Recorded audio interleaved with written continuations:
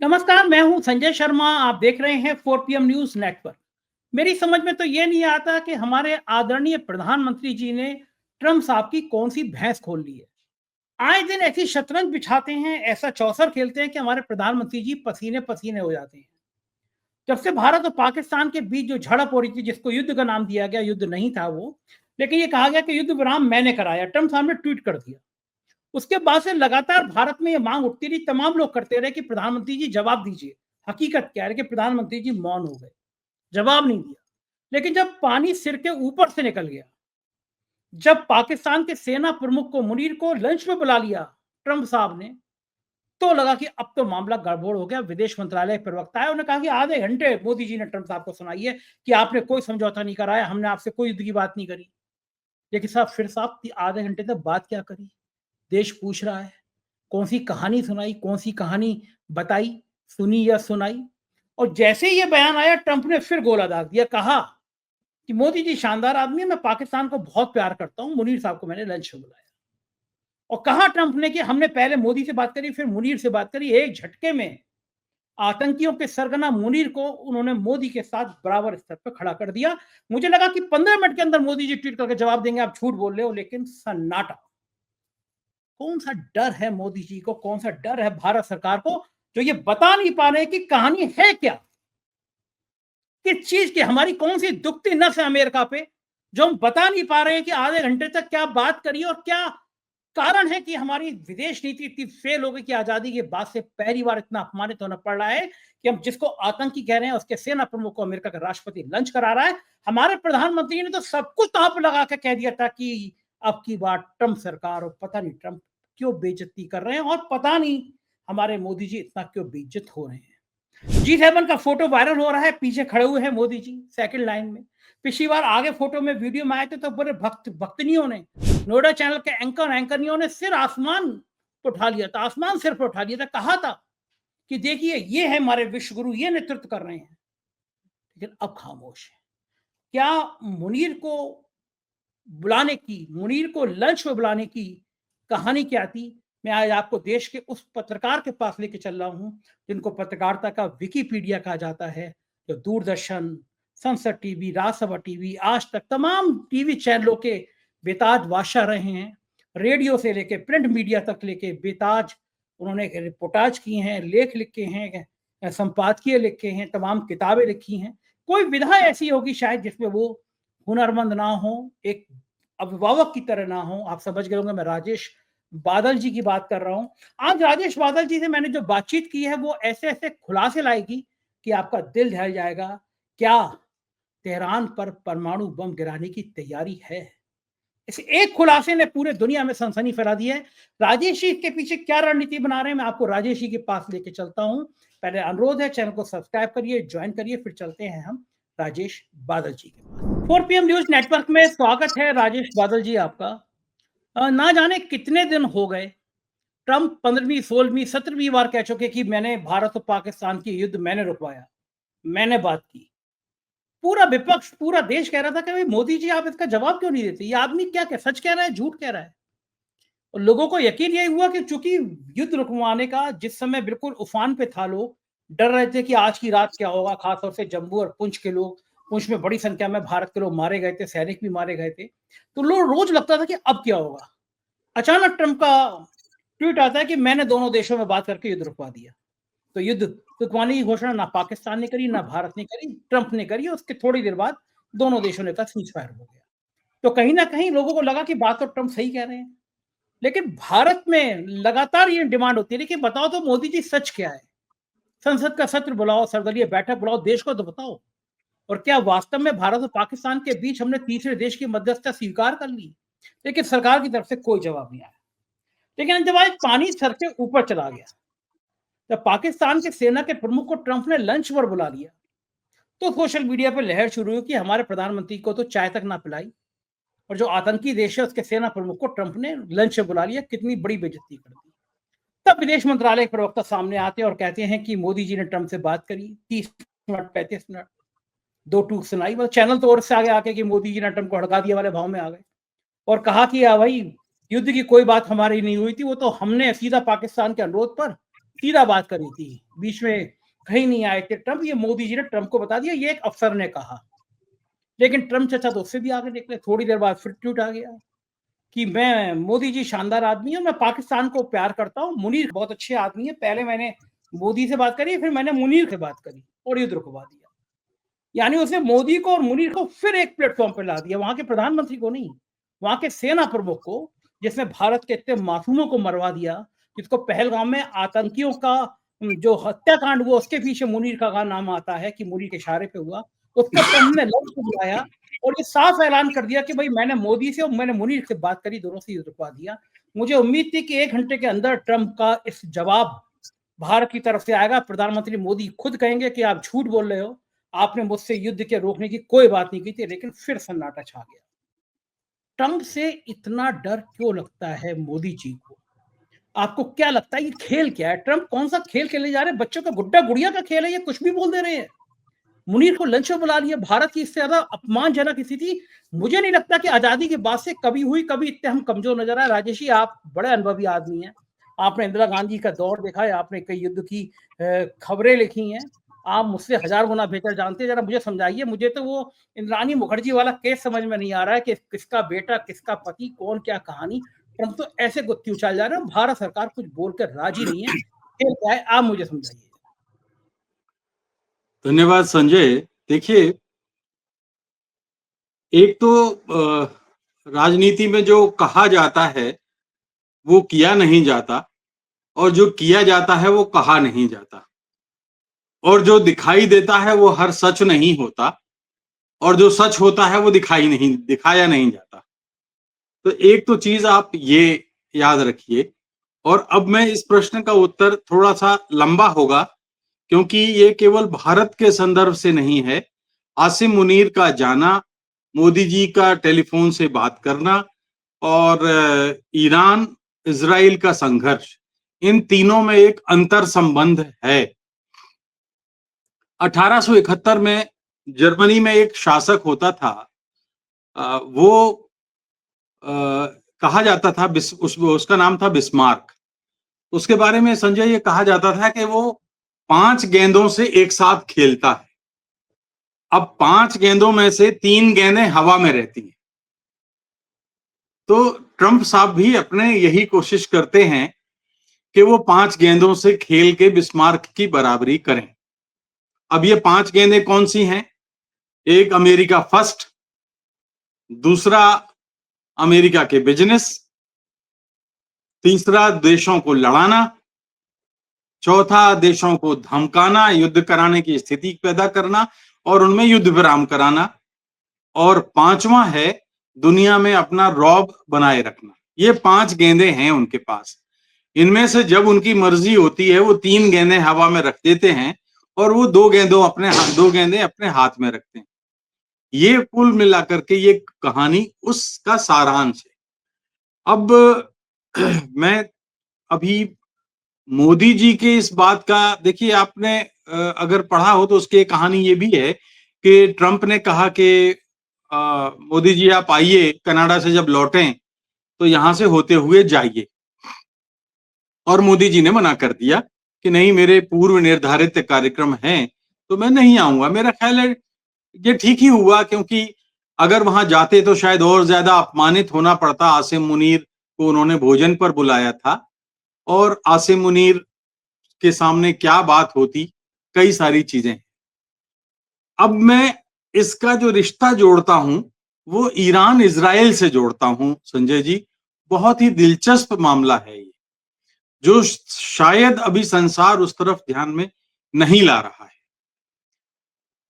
ये तो हम जानते हैं कि हमने शायद पिछली बार थोड़ी सी बात की थी, ज्यादा लंबी बात नहीं हो पाई थी इस विषय पर, कि ट्रंप साहब की शैली है कि पहले वो धमकाते हैं।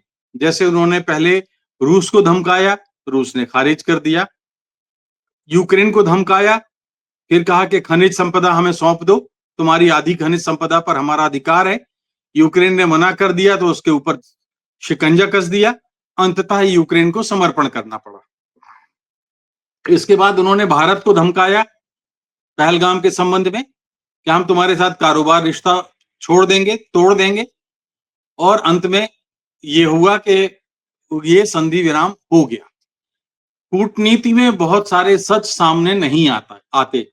संधि विराम का कारण क्या है, ना मैं मोदी जी के कथन को पूर्ण सत्य मानता हूं और ना मैं ट्रंप के कथन को पूर्ण सत्य मानता हूं। अब वो ईरान को धमका रहे हैं। आप देखिए अब कैसे संबंध बनता है। ईरान से ये कह रहे हैं कि तेहरान खाली कर दो। आपने ध्यान दिया गौर से? इजराइल भी यही बात कह रहा है। वो ट्रंप भी कह रहे हैं कि तेहरान छोड़ दें वहां के निवासी। ये एक तरह से खौफ या धमकी देने का माहौल बनाना है। और दरअसल जो धमकी के पीछे वजह, ये उन्होंने एक बात और भी कही। इजराइल नेतन्याहू ये कह रहे हैं कि अब हम खोमेनेई का जो है वो शीश काट कर लाएंगे, मतलब उनकी मौत चाहिए। और अमेरिका ये कह रहा है कि हमने उनको रोका हुआ है। अब जब रोका हुआ है, वो कनाडा की समिट छोड़ते हैं, वो बीच में आते हैं, फिर कहते हैं उससे भी बड़ी बात है, यानी युद्ध विराम से बड़ी बात वो खुद नहीं करना चाहते, अमेरिका नहीं इस्तेमाल करना चाहता, वो पाकिस्तान से आसिम मुनीर को बुलाते हैं, क्योंकि पाकिस्तान परमाणु संपन्न देश है और ईरान लगभग होने जा रहा है।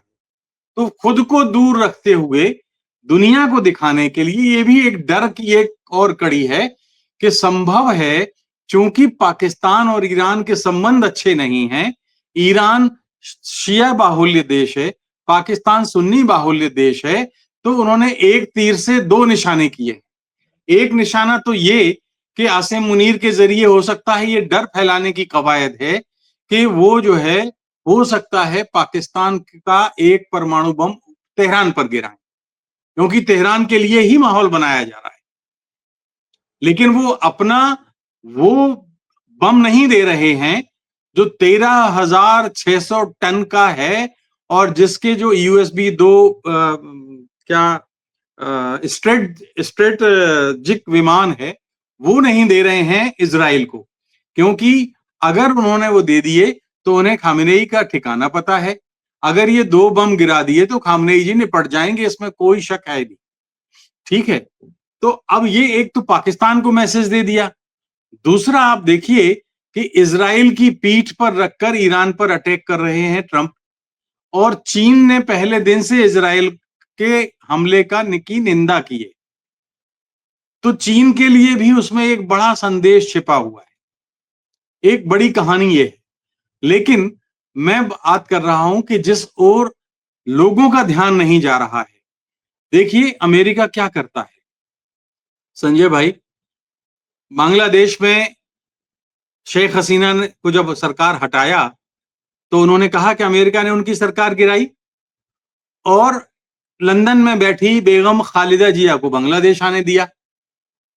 ठीक है, याद रखिएगा। और उसके बाद उन्होंने जो नोबेल पुरस्कार तो अमेरिका के इशारे पर मिलता है, आप जानते हैं सब क्या उसके पीछे खेल होता है। मोहम्मद यूनुस को एक कठपुतली बना करके वहां बैठा दिया। इधर इमरान साहब ने ये कहा कि उनकी सरकार अमेरिका ने गिराई, और प्रधानमंत्री बनाना चाहते थे, अमेरिका बनाना चाहता था नवाज शरीफ को, लेकिन फौज को वो स्वीकार नहीं थे। क्योंकि फौज इन दिनों अमेरिकी इशारे पे काम कर रही है, तो लंदन में बैठा नवाज के इशारे पर शाहबाज शरीफ को प्राइम मिनिस्टर बनाया। देखिए कैसे ये चीजें हो रही हैं।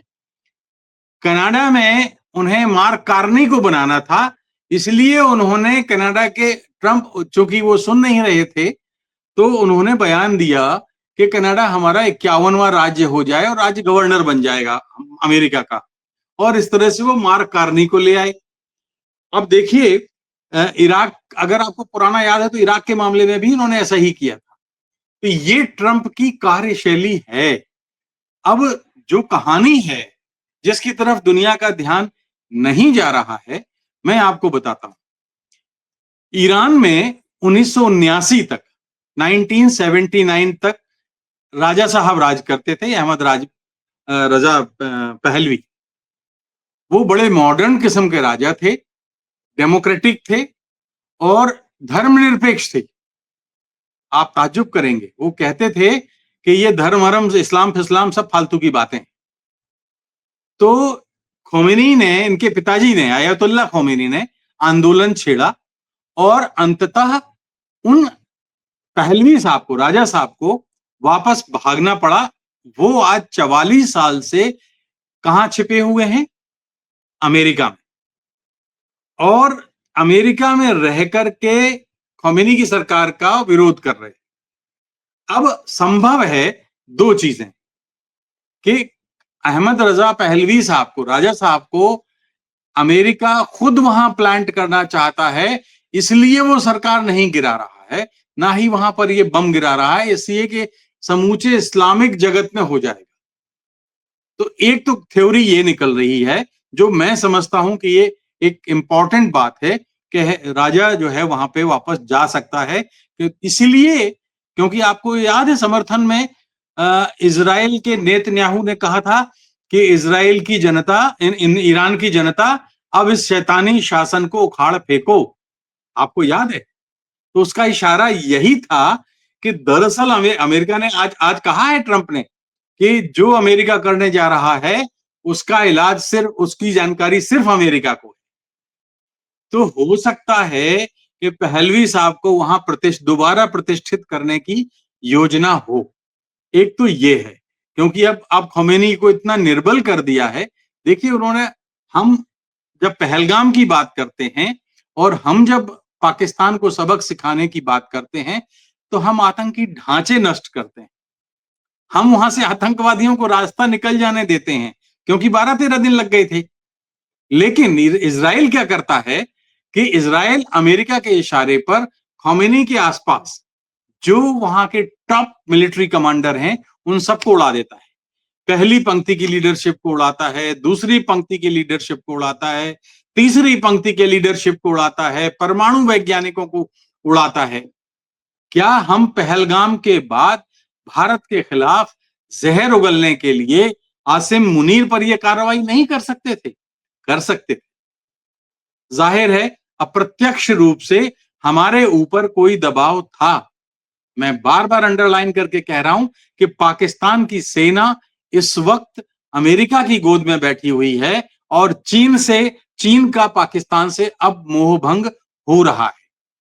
तो ये कहानी जो मोटे तौर पर मुझे नजर आती है संजय जी, वो ये है जी। बिल्कुल ठीक है, लेकिन इसमें हमारे मोदी जी की बार बार बेइज्जती क्यों की जा रही है? अरे मान लिया कि समझौता कर दिया, बात मान ली हमारे प्रधानमंत्री ने, मतलब मोदी जी के 11 साल के शासन काल में मुझे लगता है कि मोदी जी का इतना अपमान दुनिया में कहीं नहीं हुआ। कल आपने देखा होगा राजेश जी, G7 देशों में पहले फोटो थे वो गायब थे, फिर बाद में फोटो आया जैसे पीछे की रो में खड़े थे। पिछली बार G7 के देशों में कुछ देर के लिए वो आगे आ गए थे, तो वो फोटो लेकर पूरे हमारे गोदी मीडिया के पत्रकारों ने कहा कि देखो ये है विश्व गुरु, ये विश्व का नेतृत्व कर रहे हैं। लेकिन जब G7 में पीछे की रो में खड़े हुए थे और जब वीडियो आया उसमें भी सबसे पीछे चल रहे थे, तो गोदी मीडिया के पत्रकारों को सांस सूंघ गया। मुझे लग रहा है कि मोदी जी के ग्रह में शायद कोई शनि ग्रह बैठ गया है इस समय। हर दिन कुछ ना कुछ ऐसा होता है जब मोदी जी को अपमानित होना पड़ रहा है।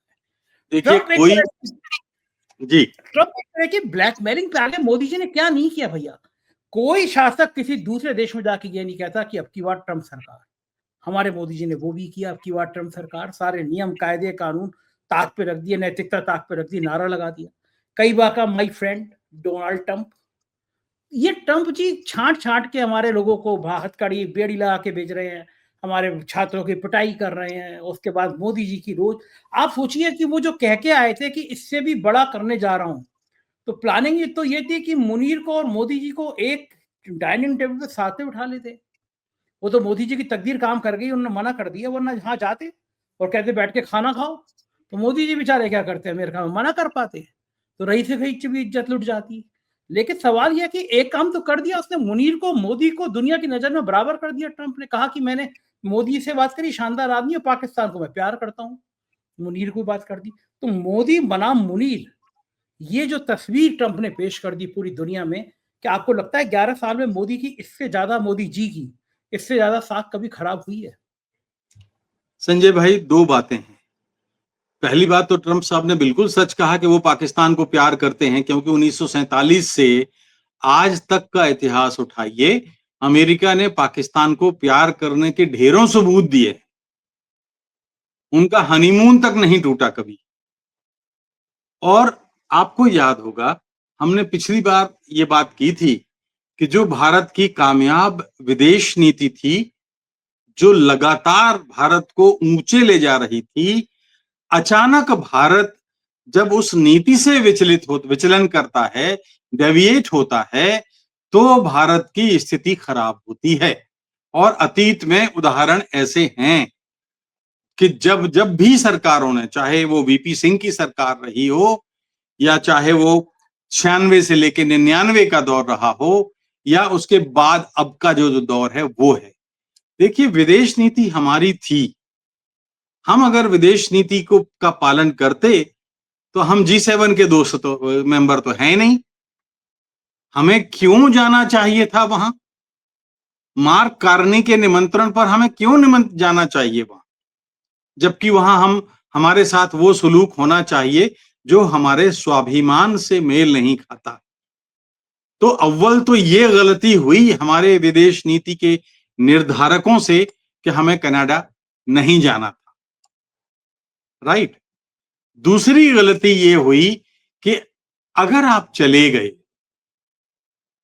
तो फिर आपको निश्चित रूप से जब ट्रंप वहां थे तब वहां पहुंचना चाहिए था, और G7 के सारे लोगों के सामने भाषण में ट्रंप की धुलाई करनी चाहिए थी, जैसे कि हमारे अतीत में इंदिरा गांधी और राजीव गांधी और बाकी लोग करते रहे हैं। अटल बिहारी ने भी किया, नहीं किया। तीसरी बात यह है संजय जी कि अब आप विचलित हो गए विदेश नीति से, अब पटरी पर गाड़ी आए कैसे? भारत के लिए ये एक बड़ी समस्या है, और इसलिए समस्या है क्योंकि अमेरिका आसानी से आपको अब अपने ट्रैक में ले रहा है, आपको आसानी से नहीं छोड़ेगा। आपको पता है कि मेरा ख्याल है कल की खबर है, अगर आपको याद हो, कि ट्रंप ऑर्गेनाइजेशन जो है, ट्रंप ऑर्गेनाइजेशन ने कल 16, आज 18 है ना, परसों ट्रंप मोबाइल के नाम से एक मोबाइल 5G लॉन्च किया है, और स्मार्टफोन है, नेटवर्क है। अब दबाव डालेगा अमेरिका भारत पर, और इसलिए उसने एप्पल से कहा था कि अपना बाजार दुकान समेट लो। तो जिस तरह से उसने एलन मस्क को झुकाया धमका के, उसी तरह से वो एप्पल को झुकाएगा, ताकि उसका जो अपना कारोबार है वो बढ़ता रहे। तो अब हम उसके दबाव में नहीं आए, आगे से हमें ये ध्यान रखना पड़ेगा। दोनों बनिए हैं, कारोबारी नजरिए से देखें तो जहां ट्रंप के अपने कारोबार को झटका लगेगा, भारत में ट्रंप के कितने ट्रंप टावर हैं आप देखिए, पता कीजिए ट्रंप टावर में क्या बिजनेस होता है, रियल एस्टेट का बिजनेस होता है। तो भारत के देखिए, हर चीज का जवाब जबानी आमने सामने नहीं दिया जाता। दर्द पेट में होता है तो आप मुंह से गोली खाते हैं। तो आपके पास तो ट्रंप से निपटने के लिए बहुत साधन है, बहुत मतलब कारोबारी साधन है, आप सैनिक साधन है। मतलब सैनिक का मतलब ये नहीं कि आप अमेरिका से फौजी टकराव ले लें, नहीं। आपके बगल में जो अमेरिका का प्यारा पुत्र बैठा हुआ है, आप उसके साथ निपट सकते हैं। भाई युद्ध विराम तो हुआ नहीं अभी तो सिंदूर जारी है ना। तो ट्रंप को झुकाने के कई कूटनीतिक उपाय और भी हैं, लेकिन मेरा खतरा कुछ और है संजय जी। मैं आपके आगे इसी शो में बताऊंगा अभी प्रश्न में जी।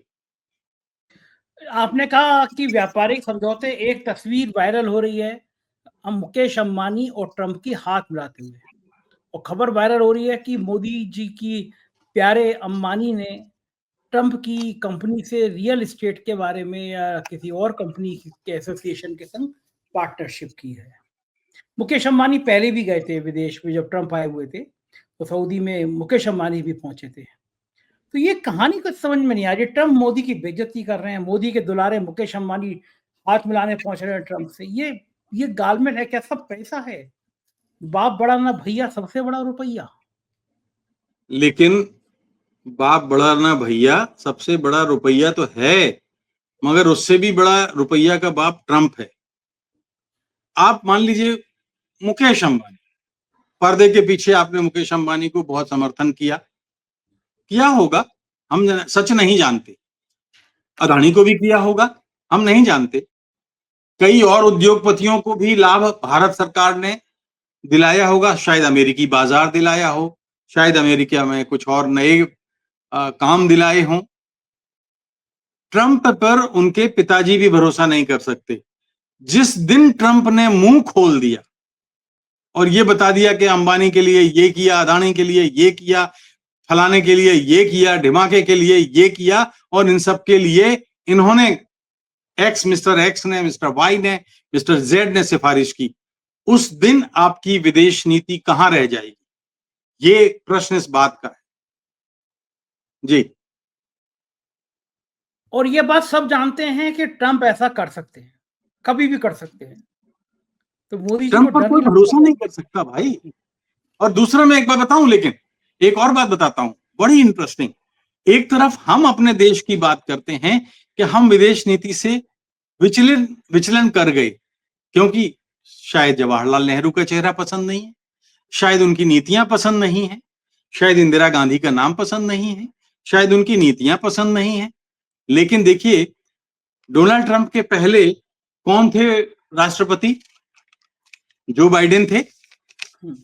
जो बाइडेन थे, और जो बाइडेन के जमाने में अक्टूबर महीना याद करिए पिछले साल का, अक्टूबर में जो बाइडेन ने कहा था आने वाले समय में इजराइल से ईरान को तगड़ा झटका मिलेगा और उनके परमाणु ठिकानों पर हमला होगा, उनके सैनिक मारे जाएंगे, जो बाइडेन ने कहा था। और उसी विदेश नीति पर अब ट्रंप चल रहे हैं। ये अक्टूबर 2024 की बात कर रहा हूं। उसके 5 महीने पहले ईरान ने 110 बैलिस्टिक मिसाइल इजराइल पर डाली थी, और क्रूज मिसाइल भी थी, मेरा ख्याल है 20 के आसपास।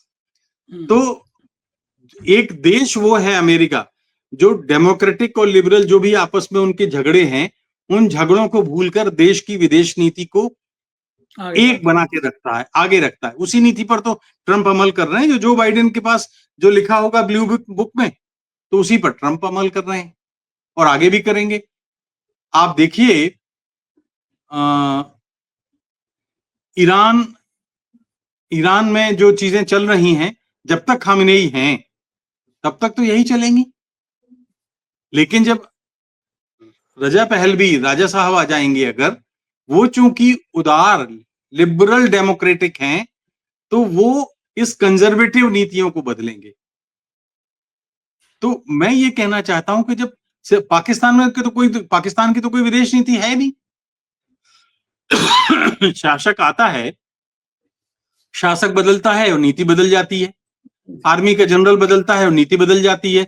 चूंकि मुनीर ने इमरान को जेल में डाल रखा है, क्योंकि इमरान ने मुनीर को हटाया था नौकरी से, और इमरान की मुनीर से बनती नहीं, इसलिए इमरान उसकी सजा भुगत रहे हैं। तो ये कहानियां हैं विदेश नीति से विचलन का। बहुत आप गलती आज करेंगे, आने वाली पीढ़ियां उसका दंश भुगतेंगी। हमारे बच्चों को जो भविष्य बनाने के लिए दूसरे देशों में है, उनको परिणाम भुगतना पड़ेगा। ये ठीक नहीं है। बिल्कुल ठीक कह रहे हैं। और ये स्थिति पूरी दुनिया की बनती जा रही है। बहुत बहुत शुक्रिया राजेश जी, आपने मुझे इतना समय दिया, विस्तार से इतनी चीजें समझाई। अगर आपकी एक इजाजत हो तो एक और बता दूं आपको। बिल्कुल। ये युद्ध अगर परमाणु बम तेहरान पे गिरा, तब तो हो सकता है कि ईरान समर्पण कर दे। लेकिन अगर अमेरिका ने खामनेई को बचा करके चुपचाप भागने का अवसर दिया, क्योंकि अमेरिका दोनों तरफ खेल करता है, और वहां पर एक उदारवादी शासन उसने कायम किया, तो जैसे उसने इराक के तेल भंडार पे कब्जा किया, कुवैत के तेल भंडार पे कब्जा किया, और भी देशों के तेल भंडार पे कब्जा किया, ईरान के तेल भंडार पे उसकी नजर तो ईरान का तेल भंडार है। मजहब की बातें, शिया सुन्नी बातें तो सब अलग अलग हैं। ये कि भाई पाकिस्तान सुन्नी है और ईरान शिया है, उसमें बनती नहीं। और एक अंतिम सूचना आपको दे दूं, क्योंकि शियाओं में सबसे सर्वोच्च जो वहां पे एक मस्जिद है एक शहर में, मैं वहां पर पिछले मंगलवार को झंडा फहराया गया और कुएं में पत्र डाले गए और वहां से उन्होंने कसम खाई है अपने देश की खातिर मर जाने की। तो लंबी कहानी है, कभी सुनाऊंगा आपको ईरान का इतिहास, लेकिन फिलहाल सिर्फ इतना बताना चाहता हूं कि आप जो है आने वाले दिन थोड़ा सा चौकन्ना रहने के हैं। परमाणु युद्ध की सीमा तक हम पहुंच चुके हैं कि तेहरान पर हिरोशिमा नागासाकी के बाद शायद इस्तेमाल हो। ट्रंप नहीं चाहेंगे, लेकिन ट्रंप नहीं चाहेंगे। आसिम मुनीर को पाकिस्तान में साथ में टेबल पर बिठाकर लंच कराने का मतलब ये नहीं हुआ कि पाकिस्तान से परमाणु बम गिराएं वहां पर, बल्कि इसलिए कि दुनिया को धमकाने के लिए, ईरान को धमकाने के लिए, ये उसका कारण हो सकता है। यही मैं आपको बताना चाहता हूं।